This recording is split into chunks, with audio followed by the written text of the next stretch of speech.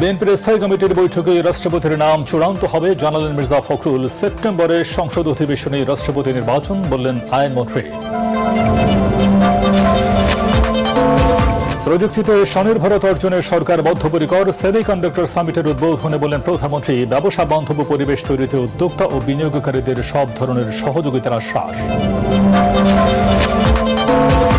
রাজধানীর অধিকাংশ CNG filling স্টেশনে গ্যাসের তীব্র সংকট। চরম ভোগান্তিতে পরিবহন চালকরা। শিল্প কারখানায় উৎপাদন ব্যাহত, জ্বলছে না বাসার চুলা।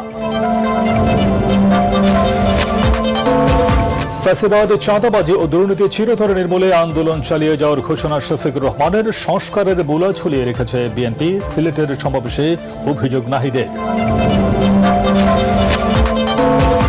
এবং ভারতে শিক্ষামন্ত্রী ধর্মেন্দ্র প্রধানের পদত্যাগ। বিজেপি বড় ধাক্কা খেয়েছে অভিমত বিশ্লেষকদের। সরকার সব দাবি মেনে নেয়। ককরোচ পার্টির আন্দোলন প্রত্যাহার।